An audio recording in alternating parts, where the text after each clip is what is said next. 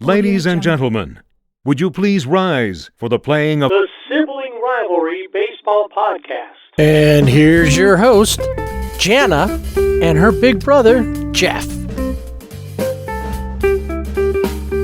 Time to turn on the stadium lights for another episode of the Sibling Rivalry Baseball Podcast. No, we still haven't got a date for Joe Madden.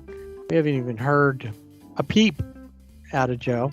Crickets. Not even hearing crickets. That's how quiet it is. It's true.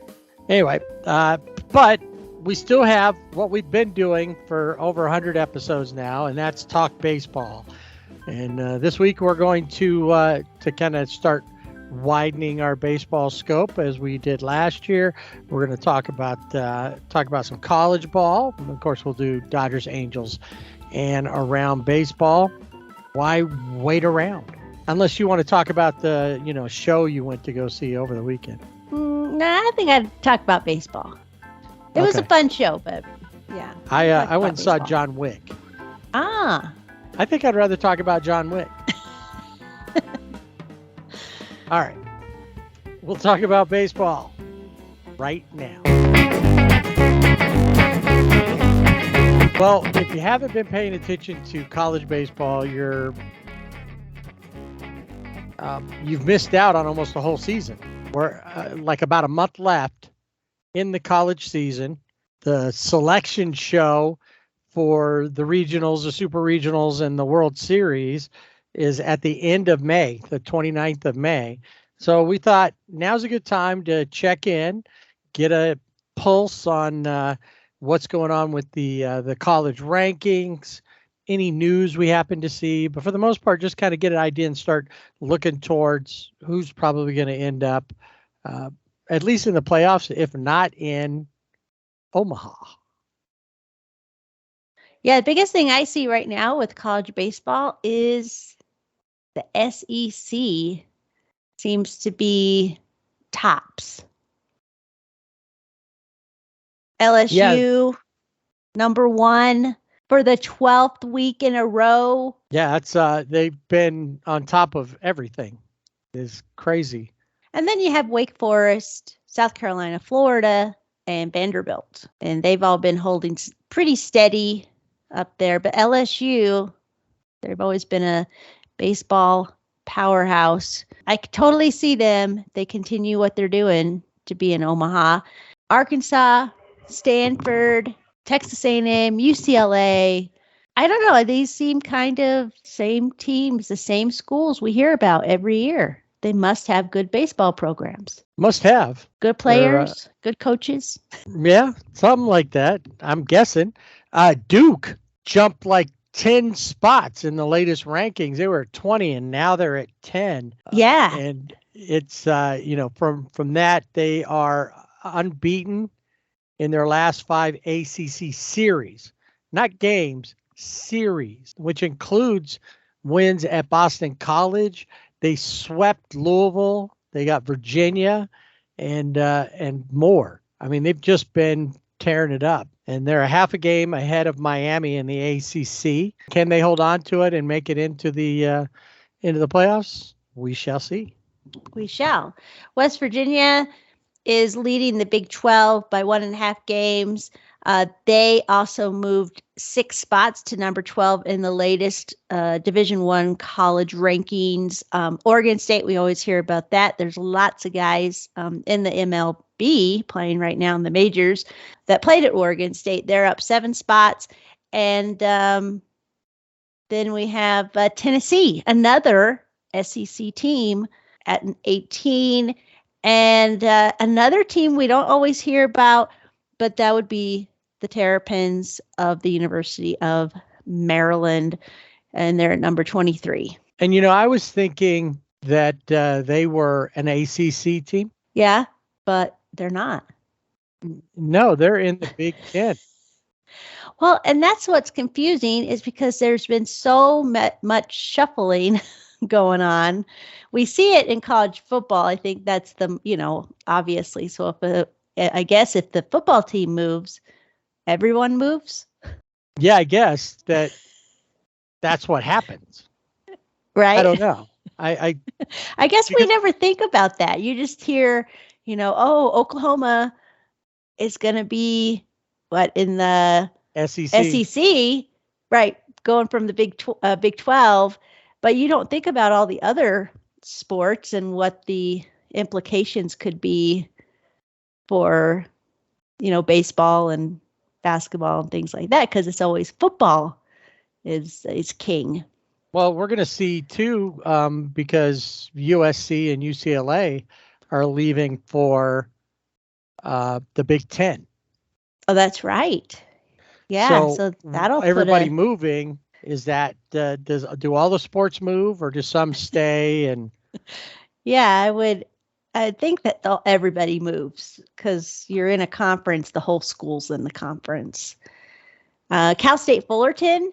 Now, this is surprising. This surprised me. It made its season debut in the rankings at number 24. And Cal State Fullerton has always been a big baseball school.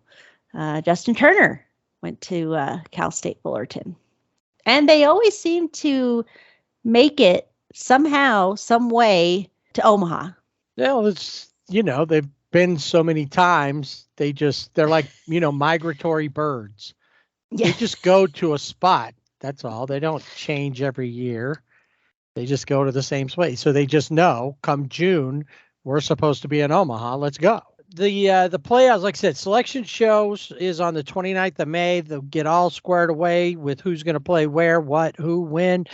Regionals are early June, super regionals mid-June, and June 16th is when everything fires up in Omaha, and the champion will be crowned by June 26th. That will be the end. And we'll see if I didn't notice that Ole Miss anywhere in there. Nope, I didn't see them. They're the reigning champs. They won the 2022 College World Series in 2 games over Oklahoma. And then Mississippi State was 2021's champ. Yeah. And they're not anywhere to be seen either. So will the last month bring those guys in, and will they make it? And if not, who will wear the crown for 2023 in college baseball?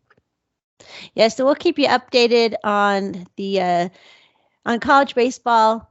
So if you're not watching college baseball, you got to get out there, watch it. You can watch it, I think, a lot of times on like ESPN. They'll have games.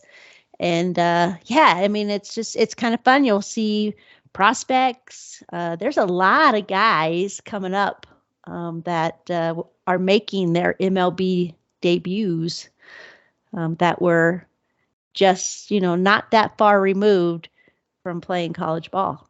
College baseball, if you're not watching it, watch it. It's time for Dodger baseball. This last week, one of the best teams in baseball played. No, it wasn't the Dodgers. The Dodgers played them. And then they did something in this last week that they hadn't done since the beginning of the season. And it seems like that was a long time ago now, but it was only the beginning of April. They did towards the beginning of April. And then again at the end of April. We'll talk about that coming up in just a second. But first, let's talk about the Dodgers and the Pirates. So you figure the Dodgers swept them, right? You would think. However, this was last season or the season before. This is a very different Pirates team. This is new and improved Pirates team, a team that, if you were listening last week, I picked to go to the World Series. Yes, you did. And if you happen to see any of these games, or if you're seeing them play somebody else, you might start drinking that Kool-Aid as well. So let's take a look at what happened with the Dodgers and the Pirates. It started off okay in a 3-game set. Sent the first game, got the W 8-7. Thor on the mound. Not a bad looking one thing I've noticed is he doesn't really strike anybody out anymore. No, he doesn't. He's not the same pitcher that he used to be. Yeah, in this game, the Dodgers did get the win. It was 8-7. But, I mean, they had to rally to do it. They had a 5-run deficit. Chris Taylor came up, hit a go-ahead 3-run home run and in the 8th, and that's what helped the Dodgers. So, yeah, the Dodgers won, but barely. They didn't really show. It could have easily gone the other way. Yeah. A different pitch to CT3. That's a fly ball or a ground ball, and that game's over. And the Bucks potentially sweep this series because they go on and take the next two. Game 2 of this series saw the return of the Catman. Yeah, Tony Gonsolin on the mound. It was okay. It was good to see him back on the mound. He had sprained his left ankle in spring training. They were keeping him at a pitch limit, so 65 pitches over 3 1/3 scoreless innings. They said it was going to be, maybe he would go 4. He did allow 2 hits and 3 walks, and he struck out 1. So he wasn't I think he was happy about being back on the mound, but he wasn't super happy about his performance, because one of the things that we saw last season with him was the walks. And that's something that he has to work on. In this short time that he was on the mound, there were 3 walks. So he's really going to have to work on that. He wasn't the one that ended up really losing the game as far as giving this stuff up. That honor goes to Yency Almonte. Oh, I know. And, the night before he, had he had a scoreless 7th when he pitched. And then, this time around, not so much. No, not at all. Freddie Freeman with the home run. And then game 3, another L. For the Pirates, we also saw finally the debut of longtime minor leaguer Drew. How do you say his last name again? Maggi. Yeah, and that happened in game 2 of the series. He made his major league debut in the 8th inning. He pinch hit for Andrew McCutchen. He struck out. The thing is that it was really great to hear. If you're watching the game, they were chanting his name, the whole crowd. Steven Nelson, who I feel is so much better as a Dodger play-by-play guy than he was on Apple TV and on MLB Network. I'm actually kind of growing to like him a little bit more. The home plate umpire, his name is Jeff Nelson, and he gave Maggi a pitch clock violation. So he starts out 0-1, and Steven Nelson really quickly was like, I am not related to the umpire. That was just not a cool move. But I wanted him to get a hit. Everybody wanted him to get a hit, but we'll hear more about Maggi in Around Baseball. So at the exception of David Peralta with 2 RBIs and Jason Hayward with 2 hits, there really wasn't much going on for the Dodgers, and they dropped that 3rd one to limp out of Pittsburgh with 1 game out of 3. So they didn't get swept, but Yeah, they didn't get swept. I mean, in the 3rd game, Pittsburgh's pitcher, say that like 3 times fast, Mitch Keller struck out 10 in 6 innings. And yeah, Julio Urias, he's in the last 3 starts, he has given up back-to-back home runs in each of those starts. And it's just kind of weird, what is going on? He does well, and then he gets to a certain point, and then it's like they figure something out. I don't know, but it's always a back-to-back home run against Julio. Yeah. What? Yeah, it's just weird. He allowed 6 runs on 7 hits. And, but, the other thing that's about this series, they have a beautiful ballpark in Pittsburgh, but they're still averaging only 15,000 fans. And so, Pittsburgh, get out and support the Pirates. They're fun. They're exciting. You got young guys playing. You got Andrew McCutchen, who's doing the pep talks, doing the, we got this, being the veteran presence. Go out and support the Pirates. I think they're waiting for it to all fall apart. Maybe, but why not enjoy to it be a real thing while it's happening? I concur. Why not continue to support them even when it's, not that great?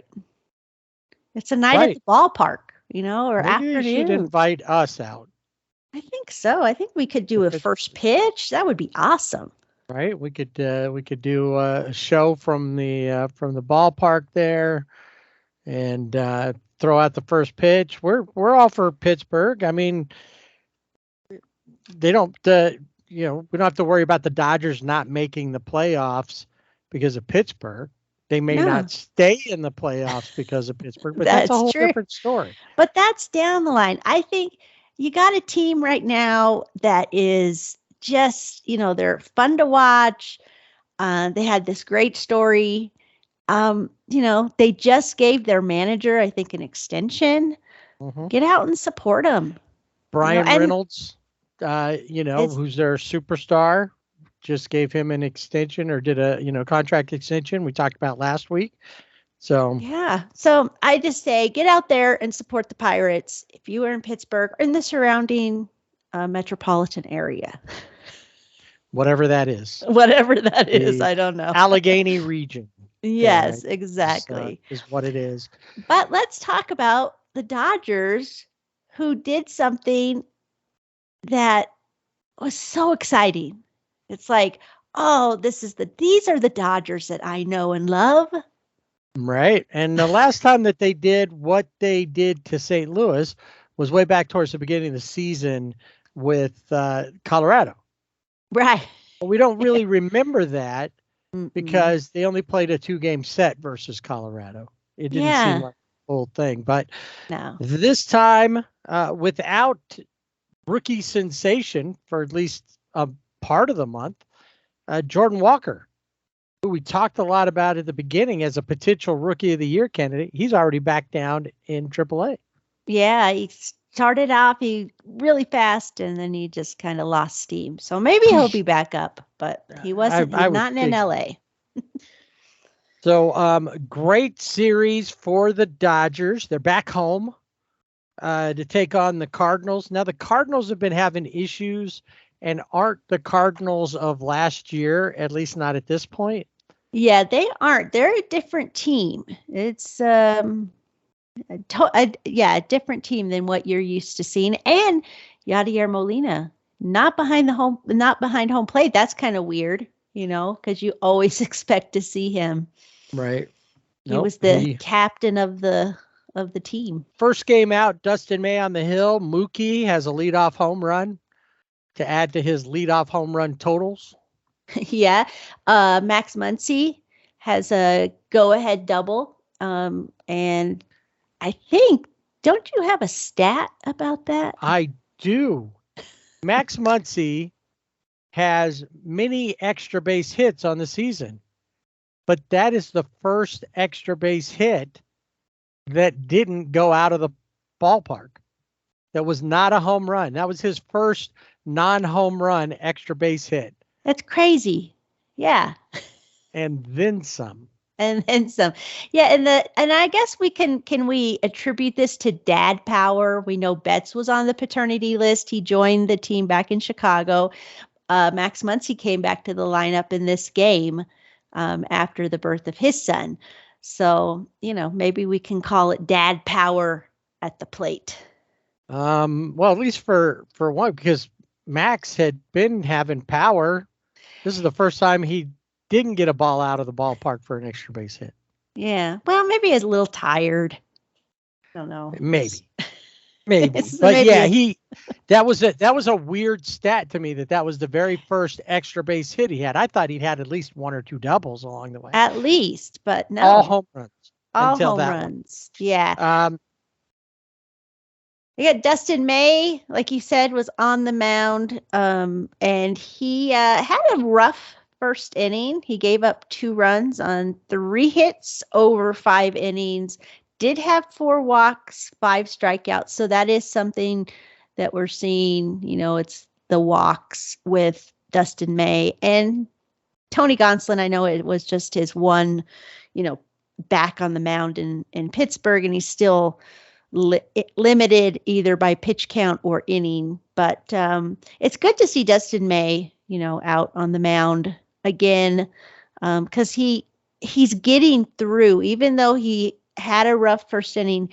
He's resets himself and keeps going, and he's 3-1 right now. Bullpen was scoreless until Vesia, and Vesia thought that the Cardinals needed a run, so he gave one up. Yeah, he's the only one that's been not to say the only one, but I think on a consistent basis where one night, Yancy Almonte looks really great, and then the next night not so great. But Vesia, there's something off with him, and I know I kind of just keep saying that every episode, but it just seems that he's not the same fired up, charged up guy that he was before. No, we need that energy subdued. back. Yeah, we need the energy back. Yeah, in this game, though, Miguel Vargas hit his first home run of the season. He was 1 for 4. He had 2 RBIs. Jason Hayward, 2 for 2 with a double. Freddie Freeman was 3 for 5 with the double. So, a good win for the Dodgers. The next night out was a little subdued, but most of that was because of a stellar outing from the non-Don with 200-plus wins for the Dodgers and That's right. Kershaw. Yeah, and I think in this game, he was pulled in the 7th. I know he wanted to continue. I think he could have done a complete game, and I think he should have been able to. Mm-hmm. And Dave Roberts I think so too. Said no. But yeah, he had a no-hitter going. Yeah, in the end, he ends up giving up 2 hits. It was a jumbo jack game. We haven't really been keeping track of that. That's right, but that's important if you live in the LA area. That's right. So we had that and a 1-0 victory. Austin Barnes singled, and that drove in James Outman. Yeah. And that was the run. That was it. It was 1-0 thanks to Brusdar Graterol. Man, he's just coming in between him, Evan Phillips. I think Evan Phillips, who is back from paternity leave, Brusdar Graterol, who is back from paternity leave. The combination of those two has been really good since they've come back. And then, of course, Shelby Miller. I mean, he didn't pitch in this game, but I'm starting to feel better about the bullpen. Before I felt like there was no direction. There's some times where I'm like, I don't know. Is that the right guy? But if Brusdar can keep doing what he's doing, Evan Phillips gets back to what he has been doing. And then with the addition of Shelby Miller, I think we could be in good spot. Yeah, very, very much so. And you know what? This is the thing, as we talked about before, when does too early become late? Well, I think we're still early enough that with the changes, everybody's still getting settled in and figuring out their way. I would say, as we get into May, if we're still having problems, then you got to start, wondering.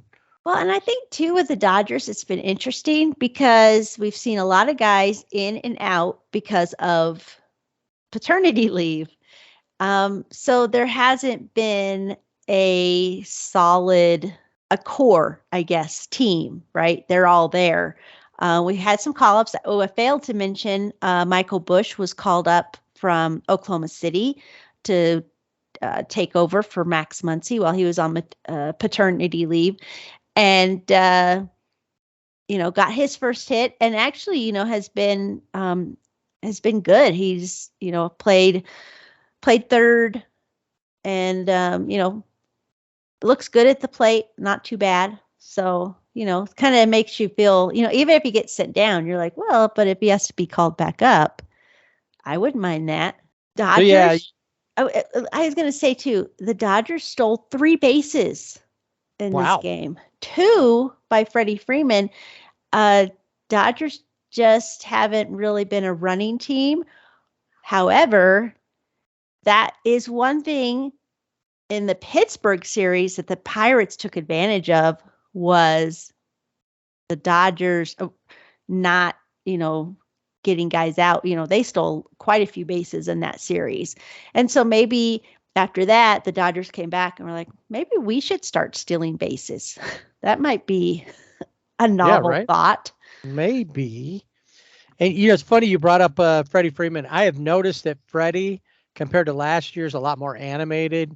I've seen him when things are happening, he's excited, he's cheering. It just, when he gets on base, he's doing all the stuff and like involved in it. Last year he did it, but it didn't always feel like he just doing it because it's like, well, I'm part of the team. Yeah, I felt like bang my fist together or whatever. Yeah, I felt like he was more of an observer last year.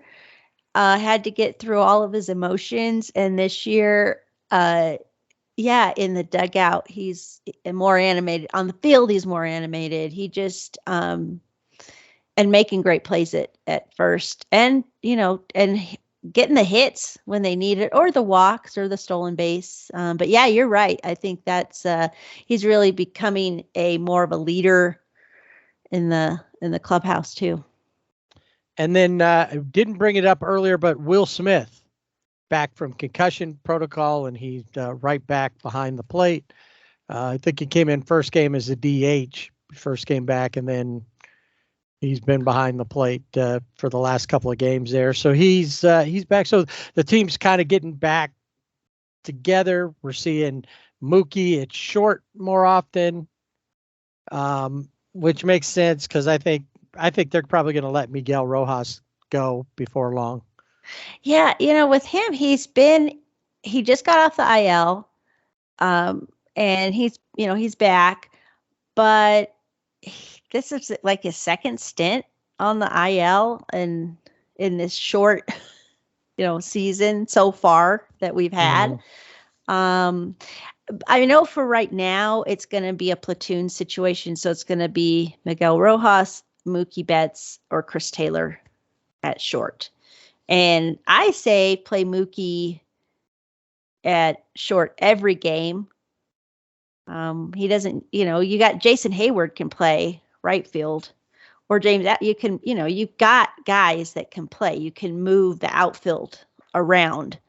They're not going to do it, but I think they should. Right. Why not? You got Mookie Betts. Come on. And that might be helpful. I think a lot of the thing is they're worried about injury potential. Yeah. Is greater at short than it is at right field. But if he's your best option, go with your best option. Right. Exactly. But yeah, we'll see.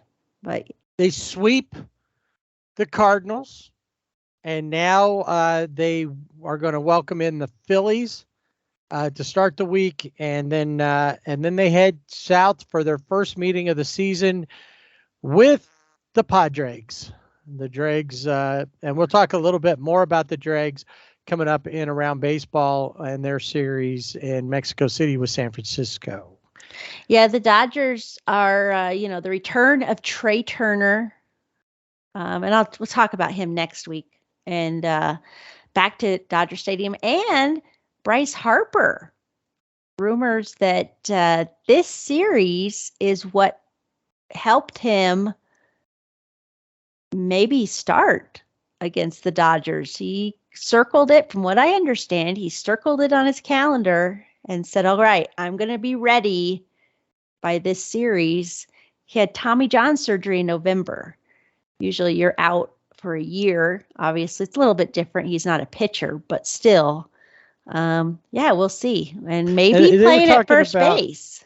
Oh, wow. Yeah. They were talking about maybe him coming in and going to like around the All-Star break was originally. And in his case, he could have hit.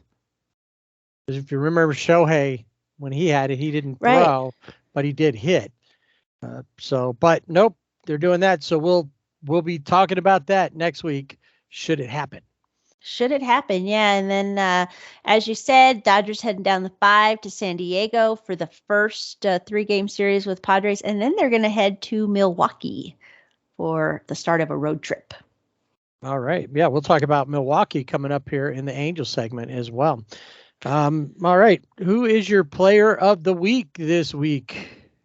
I went with Freddie Freeman. You know, he had the lone run in the Dodgers loss against Pittsburgh in that 8-1 game, but he kept grinding. He was 6 for 16, had a .375 batting average. He had those 2 stolen bases. You know, he was doing it all, and defensively, he just is amazing. I mean, really, you know why he's a Gold Glover, because he's just awesome. I love seeing him in Dodger blue. Yeah, it's been fun to watch him so far this year, just with that, you know, not that far away look in his eye. Like, I wonder what they're doing in Atlanta right now. Right. He does make me laugh because you'll see him in the dugout, and you know, the other guys are yelling, and you know, and sometimes, you know, he does different things, but you see him more often than not do like a golf clap sometimes, which always makes me laugh. You know, it's like, oh, a golf clap for a home run. Funny. Well, he's hilarious. That's cool. All right, my player of the week, Jason Hayward. He was my runner-up. Those were the 2 guys that I was thinking of, and I went with Freddie. Freddie was on mine too, and really, when you look at it, Freddie played a lot more than Jason did. But Jason hit .455 for the week, scored 4 runs, had 2 doubles, 2 RBIs, and walked 3 times, and did it all right when the Dodgers needed it. Yeah, really, and it seemed like every time, especially when they were playing Chicago, he was hitting right to Cody Bellinger, hitting, you know, hard hit balls. And in this series, I think he toned it down a little bit, and, you know, and not hitting as hard, because then he can get the balls to drop and sometimes go over the fence. Yeah, it's he was right on it, and he's been fun to watch. He's been a really a good pickup for the Dodgers.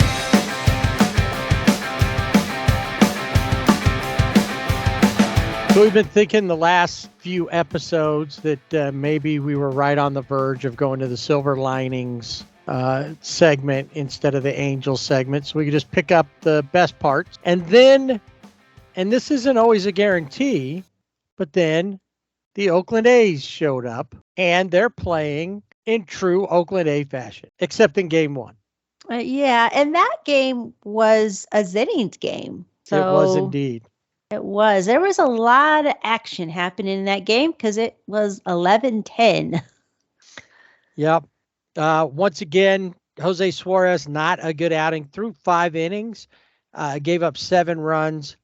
7 of those runs were off of 5 home runs that he gave up, only struck out 5. And then another guy that thought was going to be pretty good this year, but has been fallen to the side, is Jaime Barria. Blown save in that game because the Angels did have a lead. Brandon Drury, all of a sudden, like Hunter Renfroe the week before, Brandon Drury has picked it up. 2 home runs in that game, 4 RBIs, went 3 for 4. Chad Wallach, who's been in because of both Max Stassi being out and, of course, Logan O'Hoppe, who may be done for the season. So he's in there. He also contributed with a couple of RBIs. So did Tony Rendon. So they did come back. They made it look better than what they had been doing, but it was against the A's. Yeah. If they'd come back against the Rays. Right. It'd be much bigger impact. Yeah, this was the 7th blown save by the Angels, which leads the majors. That's not a silver lining, but a lot of negative stuff is the Angels are close to the top. Well, it seems like they're getting this pattern where they're up and they're playing well. They're getting these big hits. I think, was it Taylor Ward who had an amazing catch in this game where he saved it was like grand slam. Yes.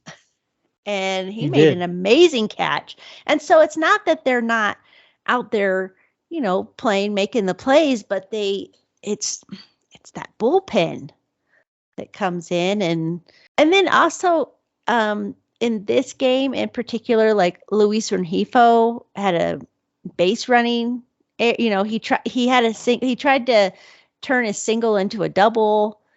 And he was being a little overly aggressive.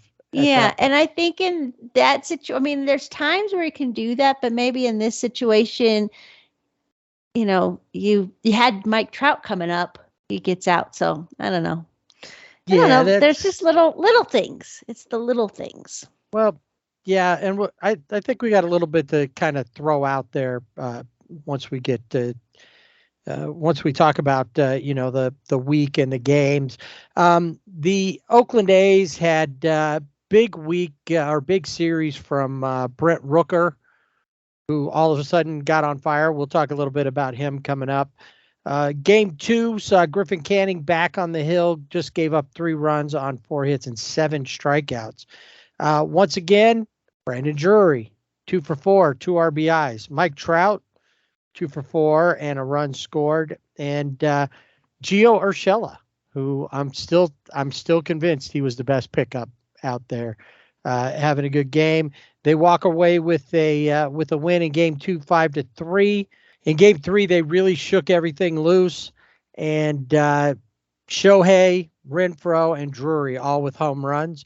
They had a 5-run second inning, and they'd go on to 11-3 win. Shohei had 3 RBIs, Matt Thaiss with 2 doubles, Drury with 3 RBIs, and Patrick Sandoval really had a great night pitching. Yeah, and he's the only Angel starter other than Ohtani to last 7 innings in a game this season. And then we saw Chase Silseth, who made his debut last year, come in. There were some questions about what he was going to do. They've been using him in the bullpen, and he came in and put up some zeros, struck out 2 and walked 2. That's one thing I keep noticing is there's not, other than Shohei, the walks are a little out of control with the rest of the pitchers. Their strikeout to walk ratio is almost even. They really, like you mentioned with the Dodgers, they really need to get away from that. Finally, getaway day. It was a 4-game series, so that was an afternoon game. This one also could have gone the other way. It was 8-7 was the final, and the bottom of the third, the Angels scored 5. You're like, all right, that's a good thing. And then the top of the 4th, the A's scored 5. Yeah, and that was, Shohei gets another win, but yeah, he gave up those 5 runs. But well, the first 3 innings, he set them down, 9 up, 9 down. Yeah. But he also tripled, doubled, and singled. Almost, and was real close to the cycle. But was robbed. And, and the whole thing is he gave up those runs. He still stayed in the game and threw 6 and struck out 8. He gave up the 2 home runs. He only gave up 3 hits, but 5 runs. And, and he gave up as many runs in the 4th as he has yielded in his previous 60 innings combined, which is just crazy. He did, recover. He threw 6 innings, 3 hit ball. And fastballs that were topping out at least twice at 100 miles per hour. The A's got a couple of home runs that Shohei gave up. Once again, Brent Rooker. Yeah, we'll talk about him and around baseball. And Shane Langeles, the catcher, also having one. So the Angels packed up their stuff and headed to Milwaukee. Yeah, their first visit to Milwaukee since 2016.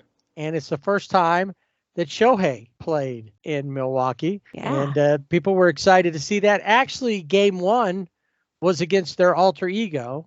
The Angels were playing Mike. That's their City Connects, the Brew Crew, with That's the MKE right. on Yeah. their hats. Forgot about that. Yeah. So they played Mike in game one. And Tyler Anderson on the hill actually didn't look too bad. He looked better than he has. 6 2/3, gave up 5 hits, only 1 run, struck out 7. So a much better outing.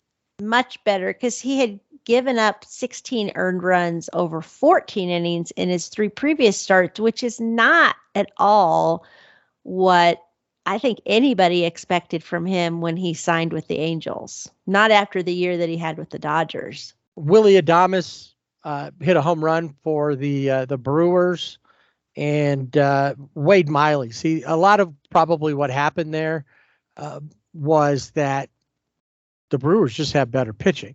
Wade Miley being one of them. The Angels did have to face a couple of their past teammates in Elvis Paguero and then Milner, both pitching there.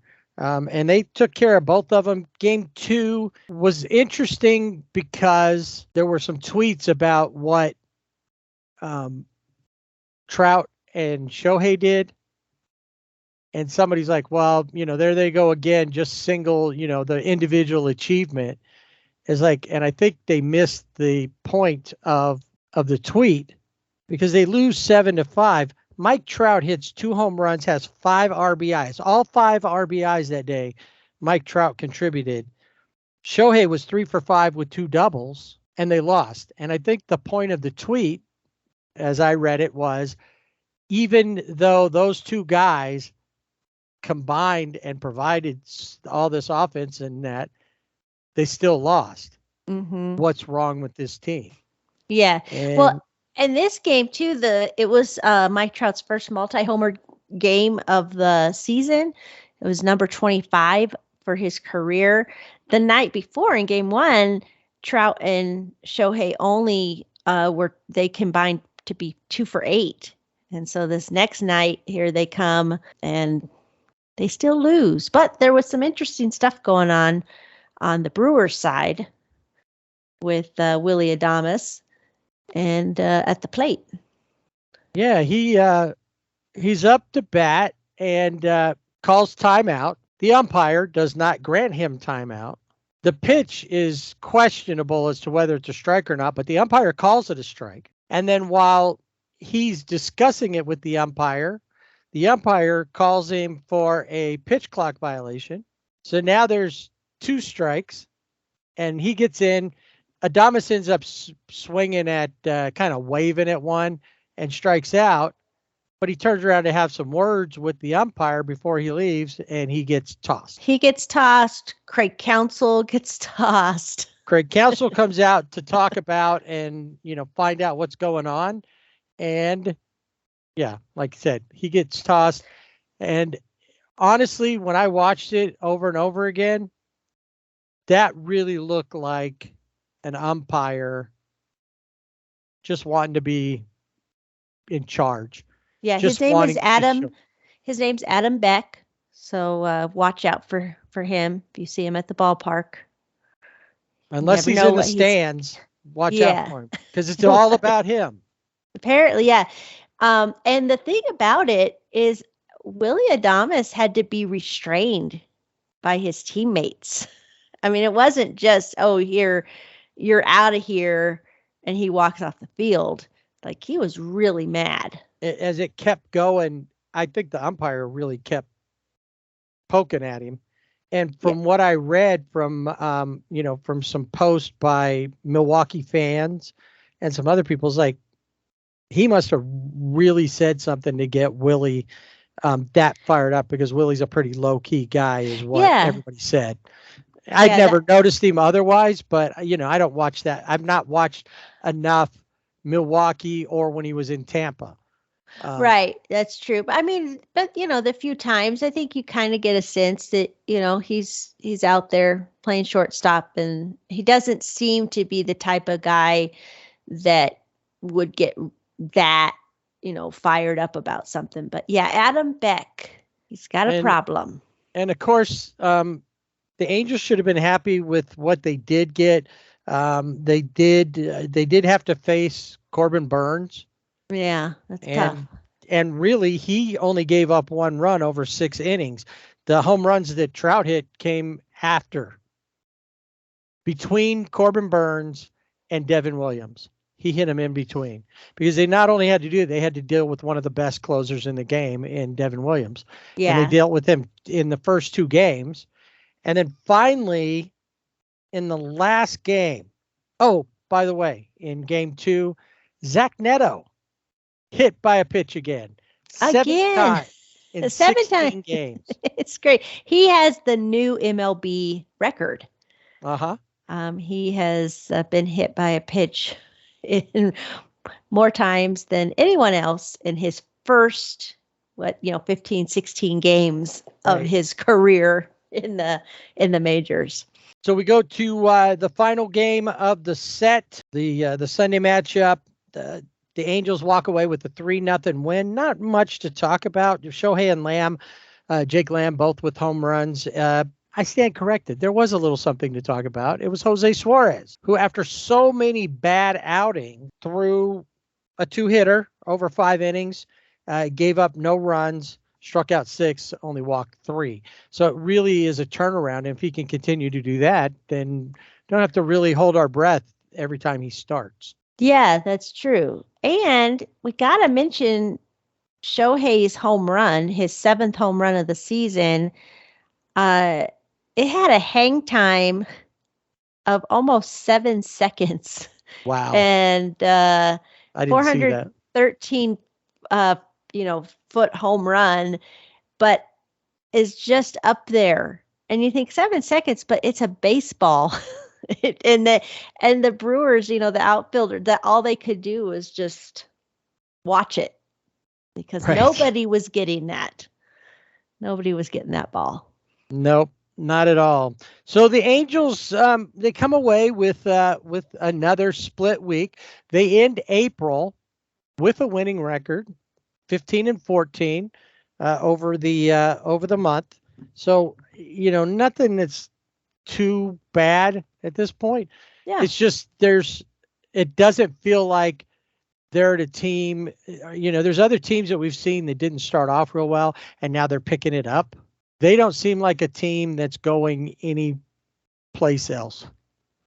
They're a 500 team is what it feels like. Yeah, at this point. Yeah. I mean, I think there's going to have to be it always comes down, I think, for the Angels to pitching. Right. And now, you got to have the pitching to be more than a 500.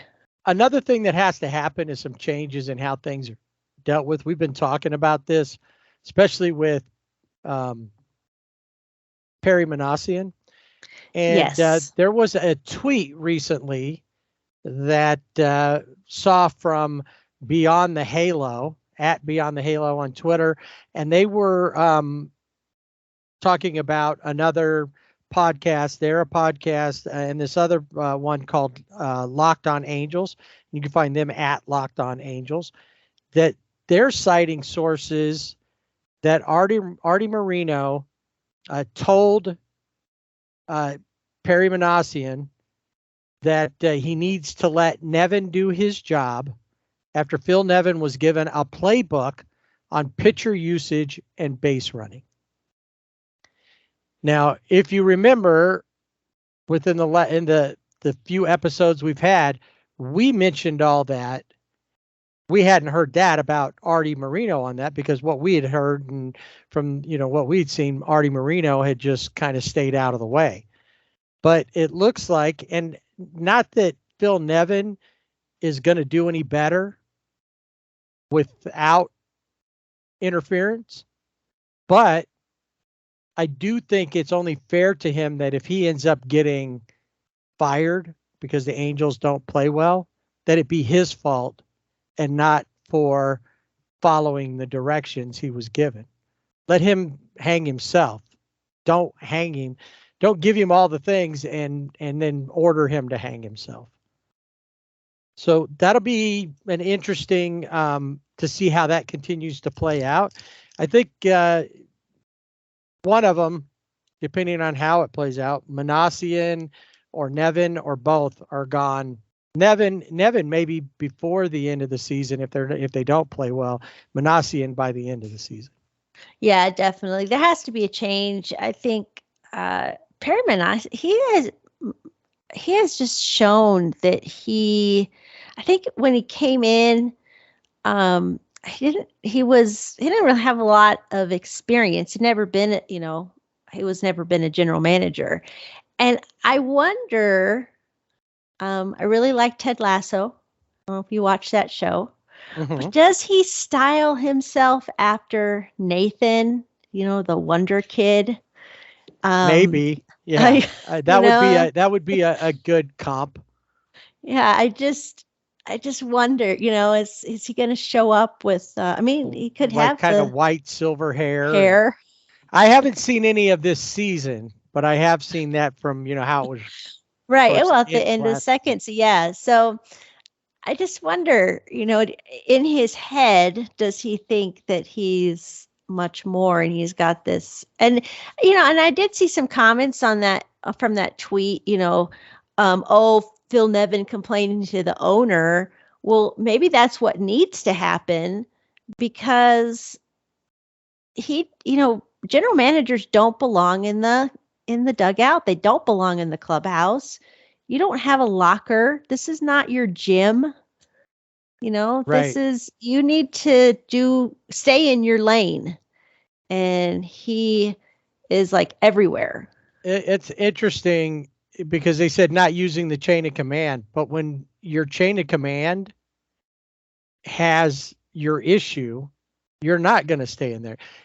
Yeah, at that point, then he goes to the president of baseball operations. But in that case, and who's to say that it wasn't Phil Nevin run across Artie somewhere at Angel Stadium and Artie, hey, how's it going?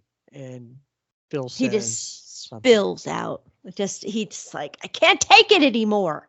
Right. Or maybe somebody kind of put a bug in Artie's ear and Phil didn't say anything. And somebody said, hey, this guy's got the, he's given this book. I don't know. Anyway, that's going to be another part of this that we really have to continue to watch. But as we stand right now, the Angels are playing around 500. They don't seem to be better than a 500 team. Changes that were made over the off season, bringing in Hunter Renfroe, Gio Urshela, and Brandon Drury seem to all be paying off. There's still things that got to settle in. It seems like Anthony Rendon's starting to participate a little bit more, and it's kind of quiet. I think that, there's some other things like Jared Walsh, I think is probably not going to come back till late in the year, if at all, just based on the fact that he's got some other weird issues that aren't the normal, issues that you get when you're in.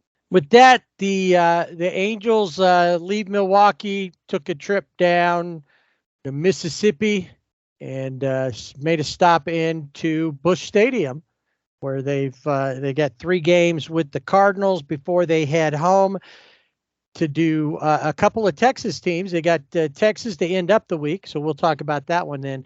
And then the next week we'll talk about their first series with Houston. So their first series with Texas in general, back to back. So that should be a good one.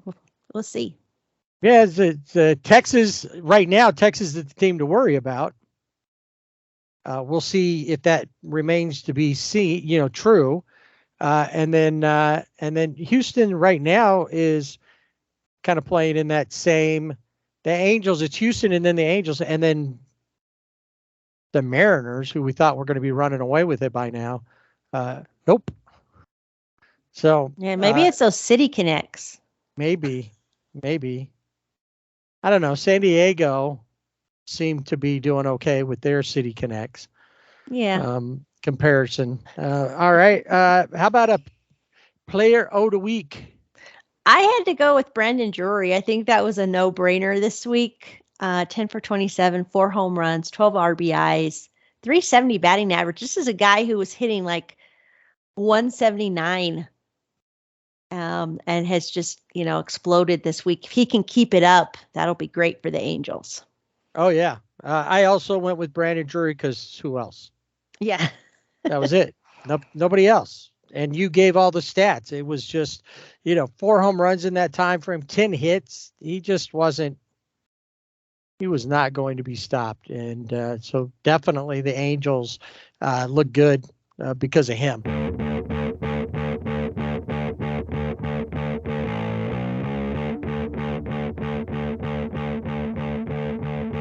Well, we went down to the gym and got a bunch of guys who were working out to get them to push the bullpen cart around baseball. Thanks, guys. We appreciate your efforts there. And as always, we start this segment off. Normally, we started off with not only the players of the week, but because it's the first episode of a new month, we also talk about the players of the month.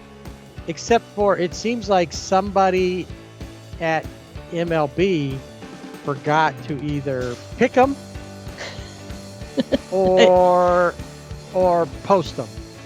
Yeah, I think they didn't pick them, they didn't post them, or they didn't do both. Yeah, I think they didn't do both. But before we get to that, I do want to mention that former Pirates shortstop Dick Groat died at the age of 92 on last week.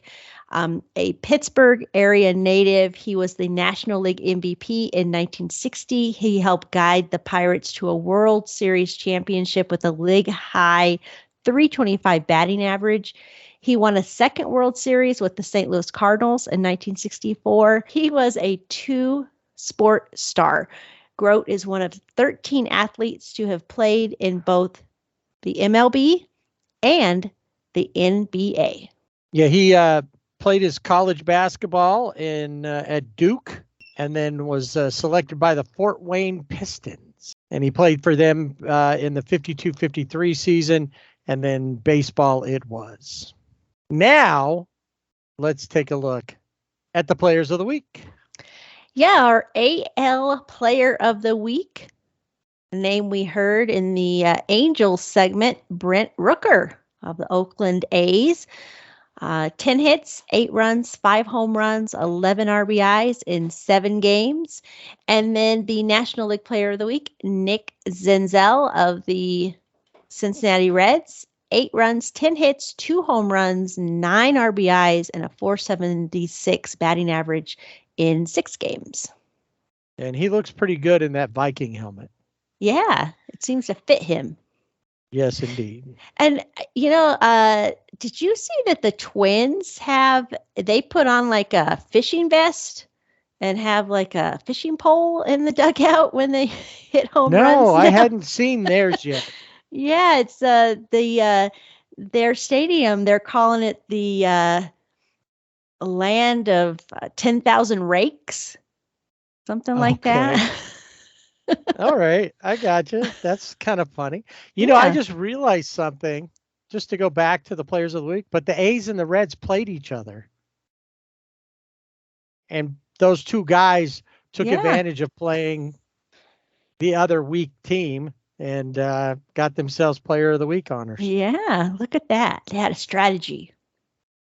All right, let's talk about, before we get into some of the other things, let's talk about Drew Maggi. real briefly. Shows up, had never been in the majors. We talked about him last week that he was comes up against the Dodgers. Didn't really get to play. Once he finally got in, no hits or anything like that. But eventually he does get a hit. Yeah, he got his first major league hit and RBI in Saturday's game where the Pirates beat the Nationals 16-1. And that was in the game 2 of their doubleheader sweep. So yeah, he hit an extra base hit, a double in the 9th inning. A decade in the making for this guy. Actually, more than a decade. Right, and he is been sent back down. So he is right now. He's got a pretty good looking stat line: 2 for 6 for a .333 batting average over his 3 games that he played in. Scored 1 run, drove in a run, and has an OPS plus of 125. Ooh, look at that. So he's looking pretty good. We'll see if he ever gets back up again, if at all. He's taking it all in strides. Like, hey, it was cool to finally get to go play. If I never get back, I at least have this. Yeah, and it was really cool to see the fans get behind him. His teammates were excited. I think the other team was happy for him. It was like everybody was happy for him. So really cool story this first month of baseball. Yeah, there's been some good stuff. In fact, let's talk about the series between San Francisco and San Diego. Yeah, this is a big league baseball in Mexico City. And it was for the very first time, and they had a weekend series, Saturday, Sunday. Cool thing with MLB, they did have, baseball clinics with the kids in Mexico. They, did a lot of different things within, in the community, and then, had some time to explore also before they hit the field. And Lucha Libre star Rey Mysterio gave the Padres a sombrero, which became the home run sombrero, I believe. I saw some of the players wearing that. So actually, I fact check you.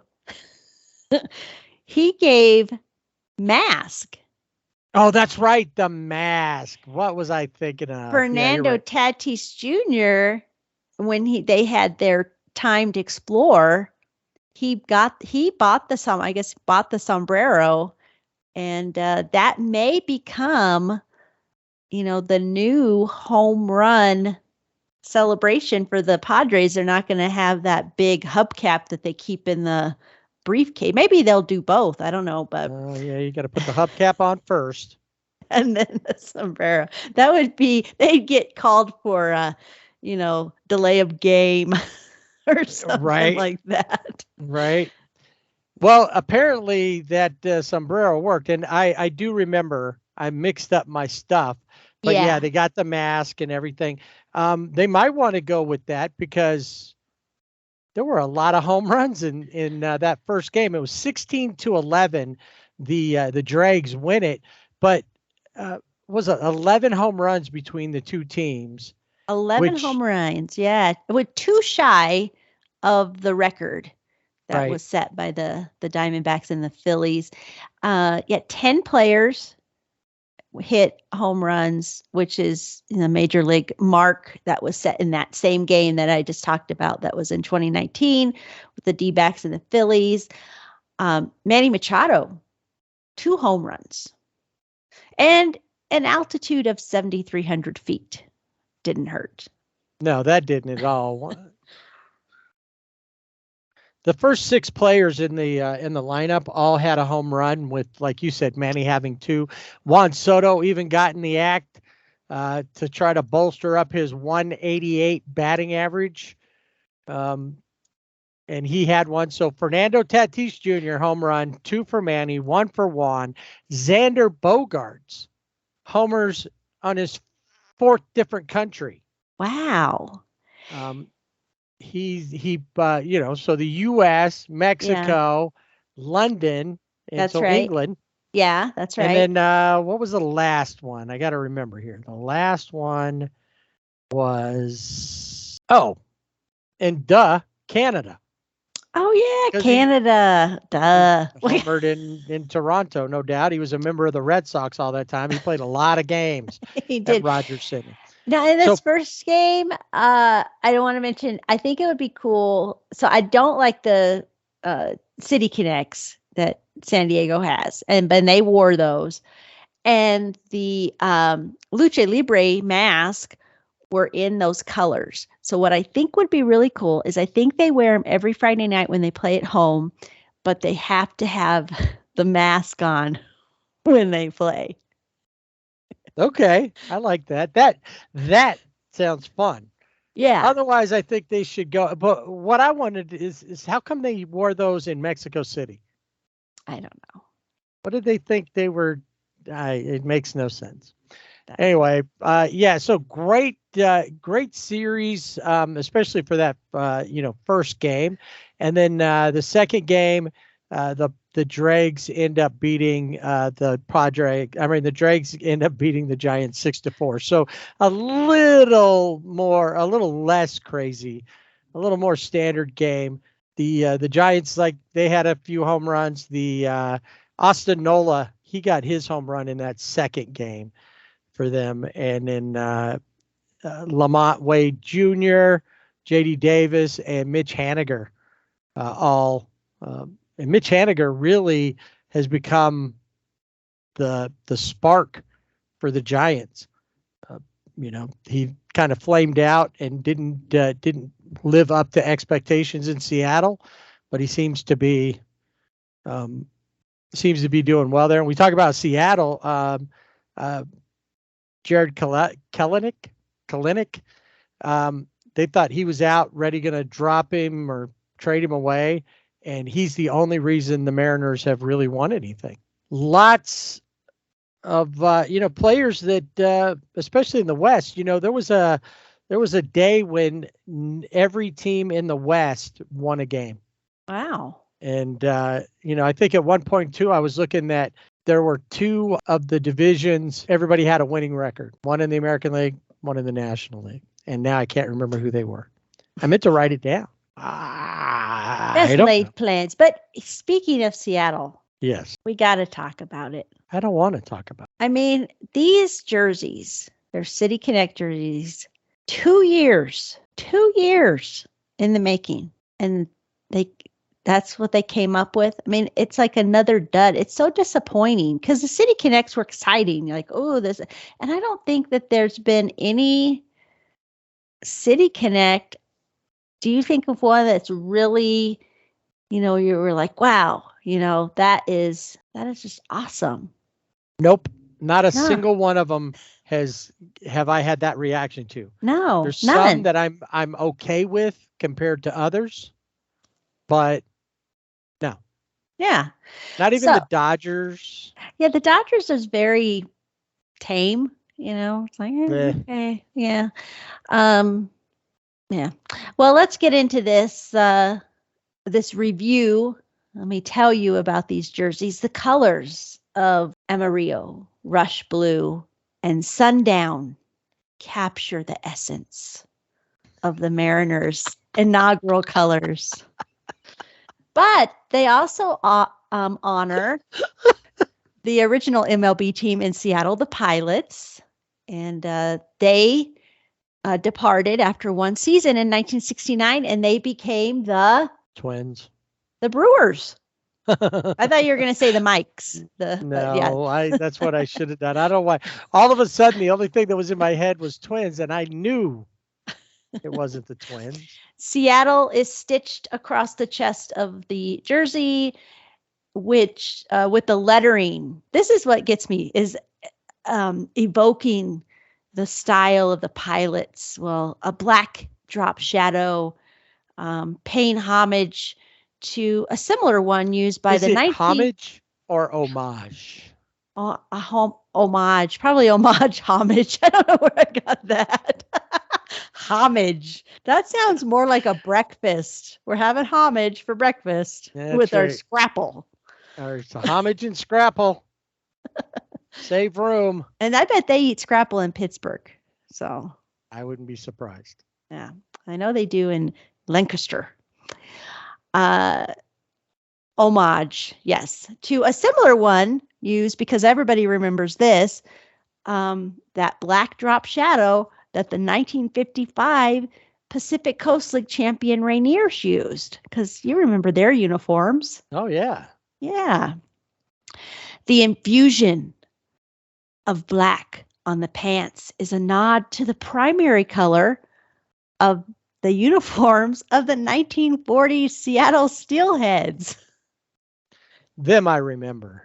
The Rainiers, The Mariners recognized they recognized the Seattle Steelheads with a separate uniform each year, which is probably better than the uniform the city connects.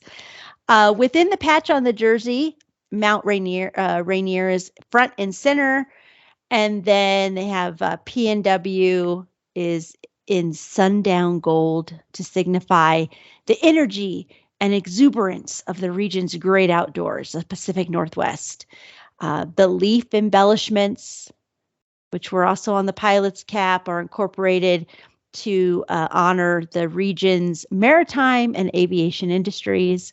And then on the bottom front of the jersey, above the jock tag, it reads the phrase, "My, oh my," to Hall of Fame broadcaster Dave Nias. Yeah. So, all right, now that we're not done, because stitched inside the jersey collar, because all fans will see that, is the phrase Soto Moho, as a celebration of the neighborhood that the Mariners always have called home. And then within that stitching, there are two tridents pointing skyward, forming the W's. The first W is for Washington. The second W is for Winds, which is the big blue W that they light up at T-Mobile Park. And then the cap, which probably is the best part of the uniform, it has the trident and it has a blue crown and a black visor. And did you know that this is the first time this color combination has been used for an on-field cap in Seattle baseball history? Now I do. So, what was the other? Isn't there like WIT on there somewhere? What is this? I don't Maybe know. it was WTF. I don't know, but there was something on there. I think it might be WTF.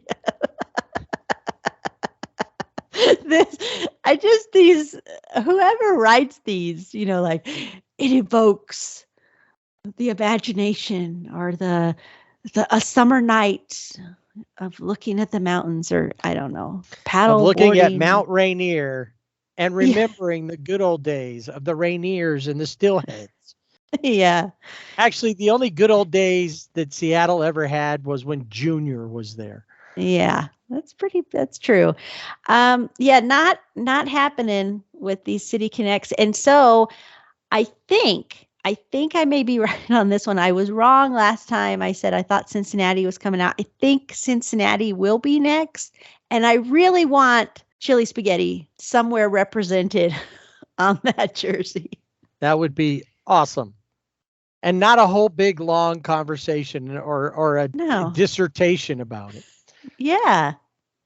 And then it looks like the Rangers are digging their City Connects because they're still winning. Still winning. They are still winning. Although one of the members, now we talked about Corey Seager, he's on the wheel and a teammate of his is joining him. So we'll talk about that. Why don't we just do it right now as we put a spin on the wheel? Oh!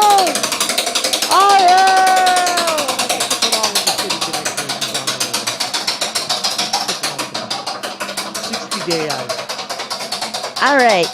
Rockies pitcher Germain Marquez will undergo Tommy John surgery and is out for the season. So, I mean, for the Rockies, it's bad for Marquez. He's been a good pitcher for them, but does it really matter? Probably not. Braves starting pitcher Ian Anderson underwent Tommy John surgery last week.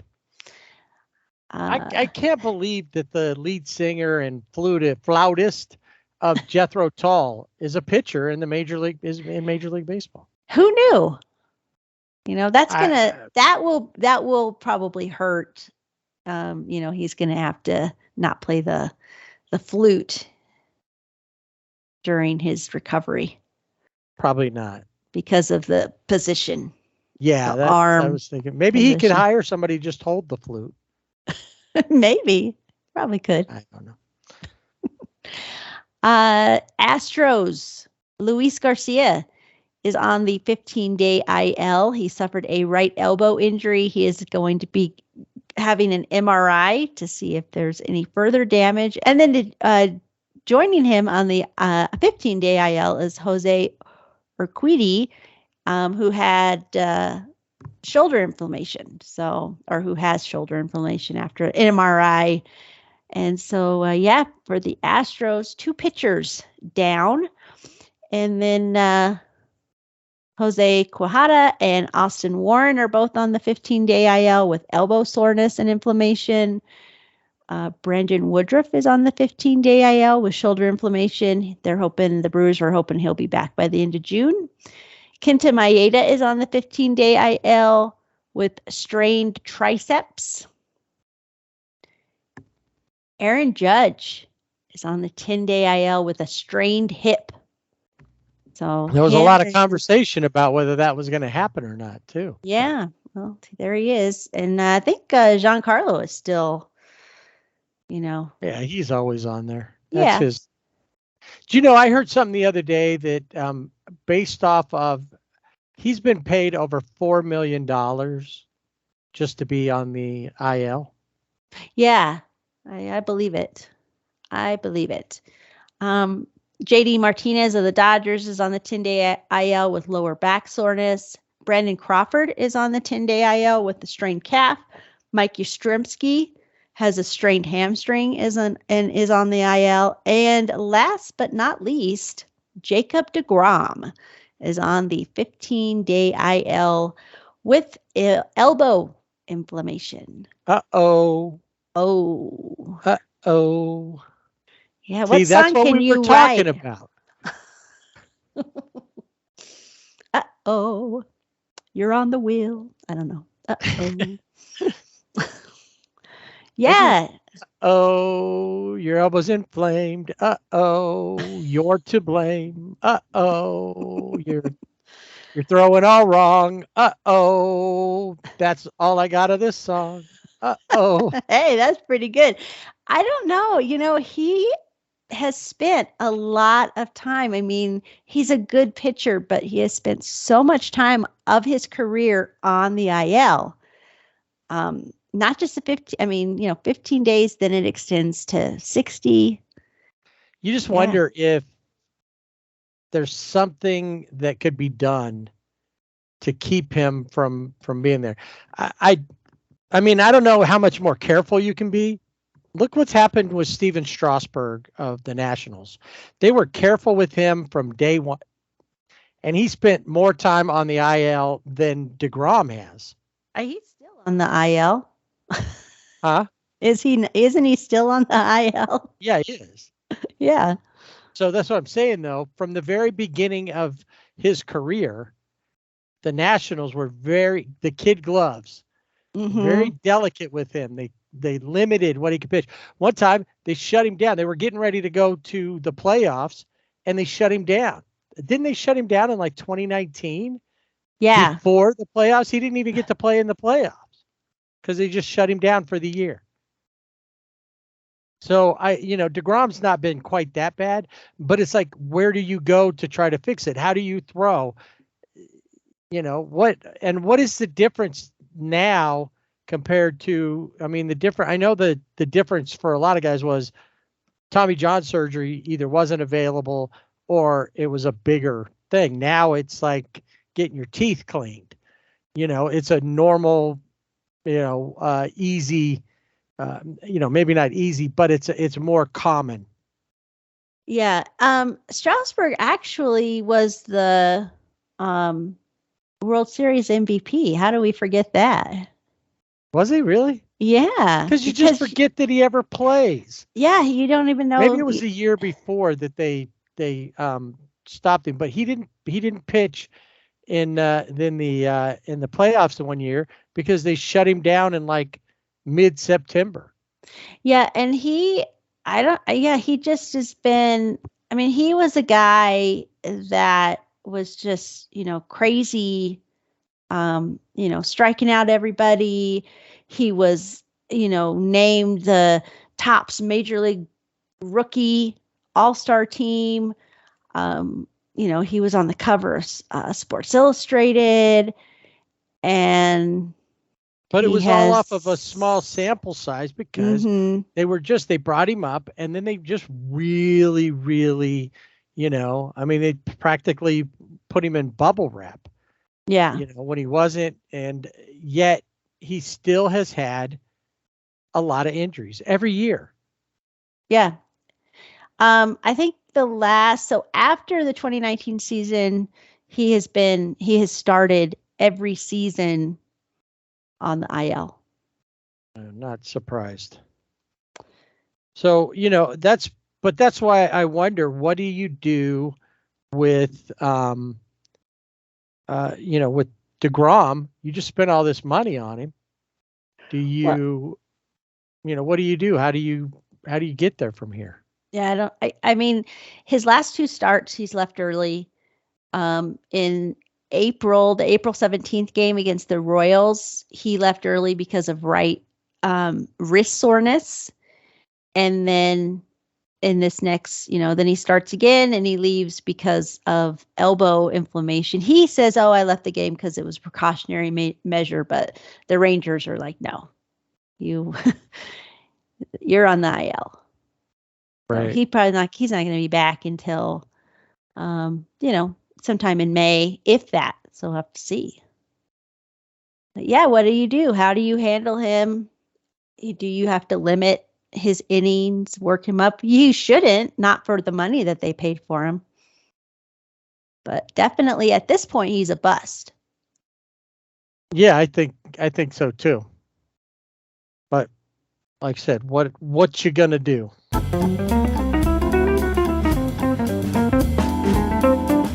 Our website, siblingrivalrybb.com, is updated. We do have our walk-up songs. And I'll post those. We'll post those on our social media. You can tell us what you think about them. Different ones. Mine is more a sentimental choice. I heard it on the radio and made me think of our dad who liked the song. So I went with that one. So, and yours might be kind of a sentimental choice too. Yes, indeed. So check out our website. Go to the Fanatics link. Mother's Day is coming up. There's some Mother's Day hats that are, for the different teams that are more, kind of have flowers. There's a LA one on there that's that looks pretty cool. And of course, there's there's always some clearance items on there. Free shipping on orders over $99. First responders and military, 15% off on Fanatic. So get your gear, Dodger, Angels, whatever you like. Pittsburgh, Baltimore. Pittsburgh, City Connect, if that's your thing, get that, whatever. But click on that on our website and then check us out on Twitter. Sibling Rivalry BB without the A. Yeah. And Instagram and Facebook at Sibling Rivalry BB with the A. And we'll, I was thinking that maybe we should have some kind of home run celebration thing. Interesting. What would bring it out? What would we bring it out for? I don't know. Definitely when we ride in the cart. I don't know. One of us could wear it. Yeah. And I don't know. Something. Every time we get a listen, one of us wears it. We're never going to wear it. I don't know. We have to think about it. But what could we wear? What would be ours? Yeah, we'll have to put if you have any suggestions, hit us up on any of those locations on our social And then media. if you have any connection, a guy who knows a guy who knows a guy who knows a guy's cousin who knows Joe Madden, put in a good word for us. Yeah, that would be good. We would be happy with that. So that'll do it. We're wrapping it up. We're putting the tarp on the field. Until next time. Of course, we're going to talk Dodgers. We're going to talk Angels. Next week, who knows? Maybe something spectacular will happen. And honestly, it will, because there's always something spectacular happening when you're watching baseball. So until then, thank you for hanging out with us and letting us talk baseball and put that in your ear. Don't forget to swing away.